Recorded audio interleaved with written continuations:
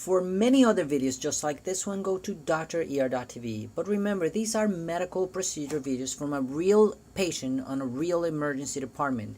They are graphic, so if you don't like them, do not watch. Otherwise, enjoy.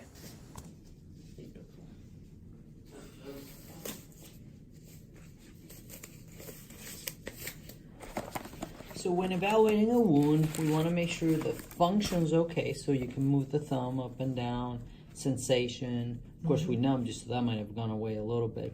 And then you look to see how deep it is. So in this one, we clean up real good. And definitely we can see it goes through epidermis and dermis, a little bit of the fat tissue, but it doesn't go into the muscle layers. There should be a big tendon here that makes your thumb go up and down, and we don't see it there. And when we move it, we don't see a white thing moving up and down. So we know there's no involvement of tendon. So essentially it's a simple, kind of a little deep, nice linear laceration. She's already been numb with lidocaine 1%. Does it feel pretty numb? Mm-hmm. You let me know if it's not or whatever. All right. Possible, you want to use absorbables. That way the patient doesn't have to get them out. If that doesn't work because it's a very tensile area, like this is going to be moving and pulling on it, you want to use something strong that's not going to break, because dissolvable stitches will start dissolving and then they'll break too quick. And where are the things? Give me all this oh, there it is. All this organizing directions. That's part of the ear that's sometimes it's fun and sometimes it's like, gosh, give me a break. All right, so we've decided to use Prolin. This is basically fish line, and it has a lot of tensile strength, and we're going to do a running stitch so that way we don't have to do each individual suture, and we can get done a lot quicker. And it looks real pretty when you're done. The most important thing of suturing is that you go in perpendicular to the skin like so, and you grab a nice big chunk. You want to not be too close to the edge, and you want to make sure you go all the way through and out. There you go. And you're going to try to space it equal distance from each side. Perpendicular in, perpendicular out. Now this anchor stitch, this is the first one you do. It's very important you get it right, because if this one breaks, all the other stitches will break later. So you do what is called a square knot. You tie forward once, backward once, forward once, backward once. You do that 6 or 7 times to make sure it's nice and tight. It's not going to break through. Now, one thing you should learn in medical school and in PA school, nursing, whatever, is you approximate, you don't strangle it. You don't pull the tissue together so tight that this is like in there, because that creates what is called vascular necrosis. The tissue is too tight, circulation's bad, and then you can actually increase the chance of infection, or the tissue kind of dying, getting necrotic. So approximate, don't strangulate. And then we could do either as a continuous, but I like to do as the continuous interlocking, and you'll see. So when I go in,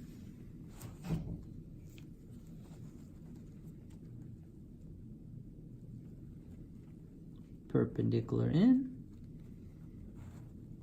perpendicular out, I go through the loop, and essentially it'll make it look like a baseball stitch. And I just love the look of a baseball stitch. I really do.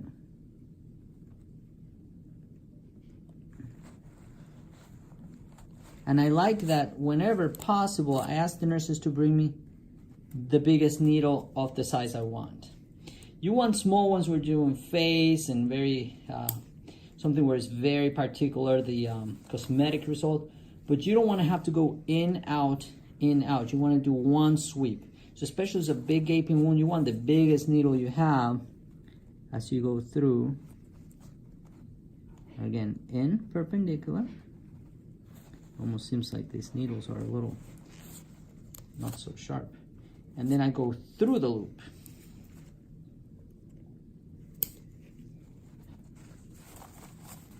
And look how pretty that's looking already. And again, approximate. In, out,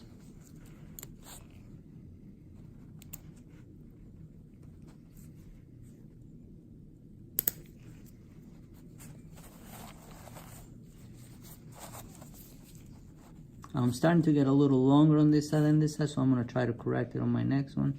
Maybe grab a bigger chunk on that side.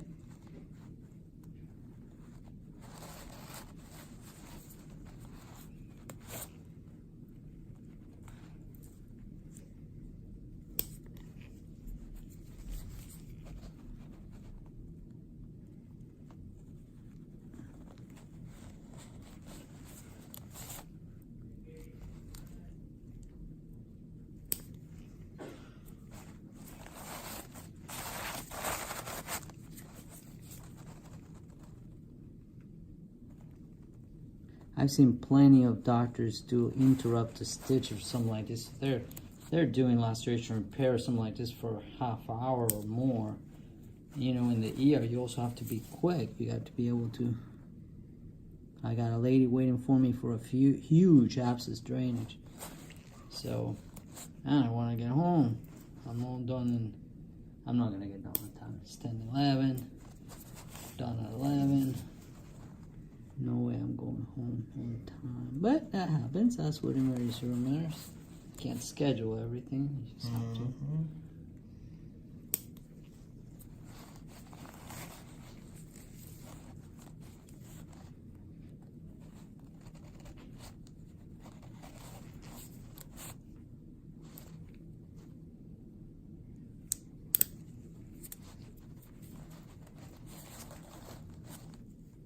Few more.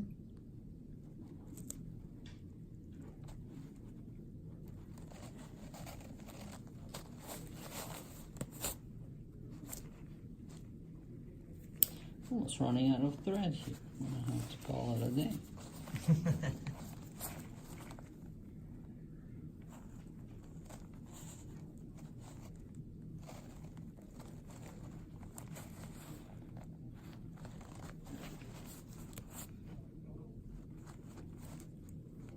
Yeah, I'm gonna call that one the last one.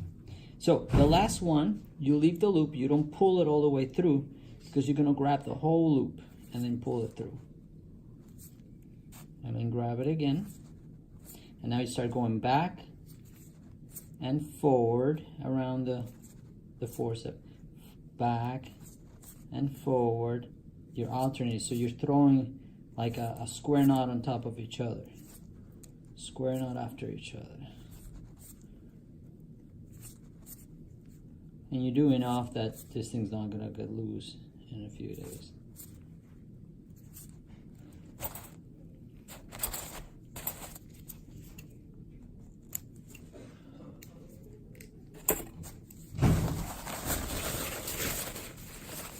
And what people ask all the time, how many did you do? I have no idea.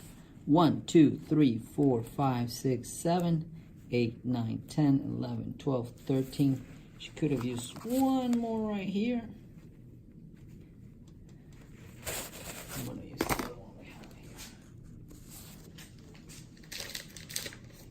How many did I count? 13. 13. Oh, look at 13. Yeah. Oh, it's going to be 14. You can see. I do it again.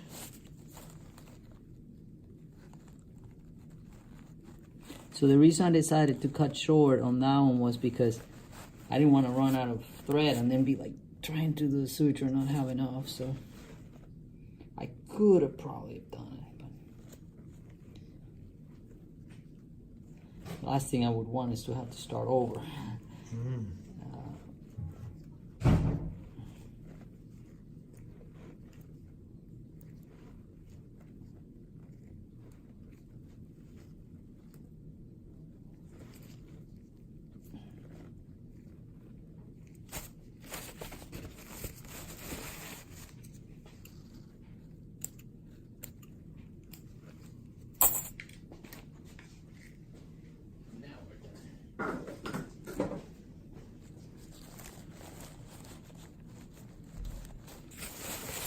Beautiful.